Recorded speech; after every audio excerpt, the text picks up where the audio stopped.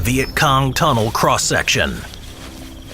During the Vietnam War, the Communist NVA and their Viet Cong allies soon learned that they couldn't compete in the field against the superior firepower of the United States and the other Allied forces.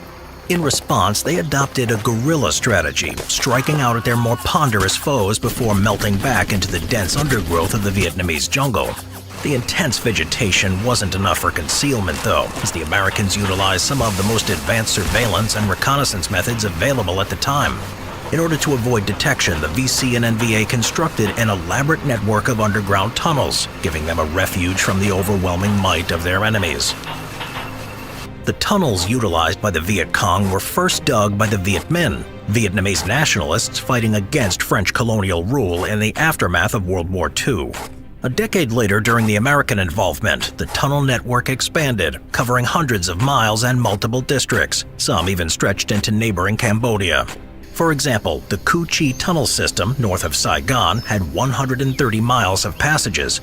Some of the tunnels were simple burrows dug into the soil, while others were complex, multi-layered constructions with specialized compartments for various purposes. As the main purpose of the tunnels was concealment, emphasis was placed on hiding the tunnel entrances. These access points could be located at seemingly random locations in the jungle, but were often located in villages, placed under cooking pots in homes, buried under sacks of rice or other out-of-the-way locations. When the Americans started using dogs to sniff out the entrances, the openings would be placed in pig corrals and covered in manure, the scent throwing off the search. These entrances were tiny, further limiting access, sometimes being less than 2 feet in diameter. Entry points could also be located underwater, requiring a swim to access, something heavily laden Americans, venturing out at night for military operations, intelligence gathering, or to gather crops or supplies. While underground, they made use of the many subterranean facilities that were carved into the soil. Though often used to move troops without detection, there were many facilities for long-term stays underground. There were sleeping quarters, often consisting of multi-layered hammocks to save space. There were also medical facilities for patching up wounded soldiers. These would be lined with salvaged American parachutes in an attempt to keep out bacteria that was ever present in the damp soil. Small-scale weapon production facilities would manufacture everything from improvised landmines to punji stakes. Other areas served as armories for weapons, supply caches, kitchens, and other storage and living areas. In the more established tunnels, there were also dedicated cinemas, where propaganda films and theatrical performances would be shown to bolster morale and reinforce the message of the Vietnamese cause. An entire culture developed underground, which included weddings, births, and other aspects of day-to-day life. Lighting in the tunnels was limited, and any illumination was provided by candles or flashlights carried by individuals. Occasionally, bicycle-powered generators could be utilized to provide electricity. These would be in specialist locations, such as the weapons manufacturing sections or medical wards. Wells would also be dug to underground aquifers, since water supplies could be contaminated by chemicals such as Agent Orange, adding a degree of self-sufficiency to the complexes and allowing the denizens to remain underground, avoiding detection from their enemies. In spite of the attempts to make life in the network livable, conditions were still miserable. As lighting was scarce, the ambience was always dim and depressing. The air was foul in spite of the ventilation shafts, and organic matter such as food or clothing would rot quickly in the damp air. Various animal species also made themselves at home among the Viet Cong, including rats, spiders, scorpions, centipedes, and a plethora of venomous snakes. Among the most insidious was a small parasite called a chigger, a species of mite that burrows into the skin, causing itching red welts to appear.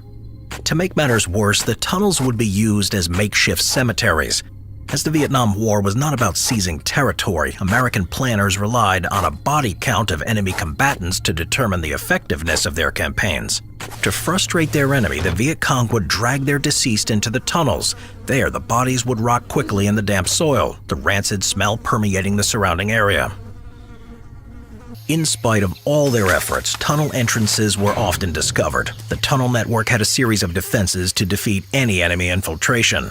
The tunnels would not be in a straight path, but make random and often sharp turns, perfect spots for an ambush. The elevation could also change rapidly, making navigation difficult under the best of circumstances.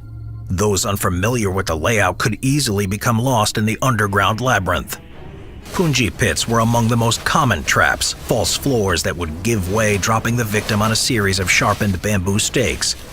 Tripwires were also used, which would be attached to a grenade or other explosive device. The tunnels, already claustrophobic under the best of circumstances, would narrow at arbitrary points, forcing the traveler to crawl on their bellies. Viet Cong would wait at these checkpoints, shooting or stabbing hapless enemy tunnel rats as they crawled through the tiny opening.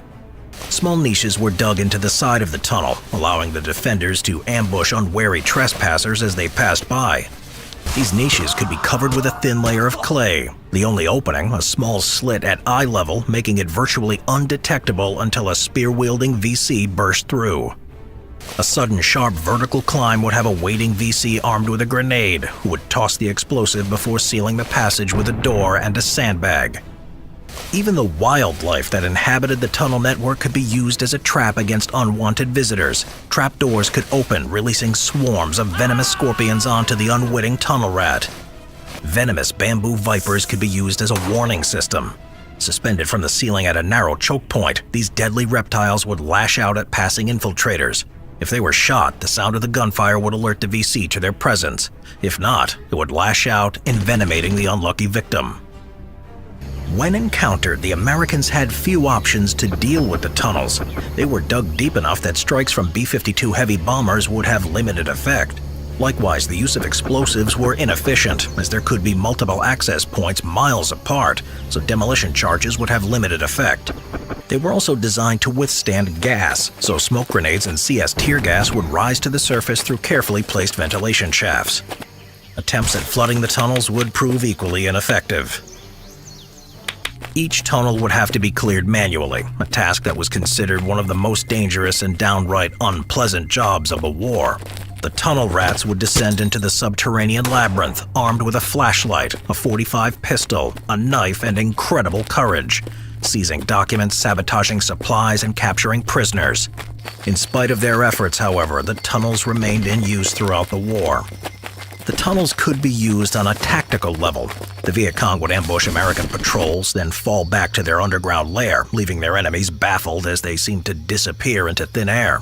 Decoys would appear to flee from pursuing Americans, only for hidden VC to spring out in ambush before hiding again. They could also be used on a strategic level. In 1968, the Tet Offensive saw massive strikes across Vietnam, hitting hundreds of installations in a coordinated effort to destabilize the South Vietnamese and their allies. Planned for months in secret, the operation made extensive use of the tunnel network. Thousands of troops were moved underground undetected, emerging en masse to lash out against their targets. The Americans and their allies were caught by surprise and would never fully recover from the shock of the offensive. The underground network of tunnels was vital to the success of the communist war effort.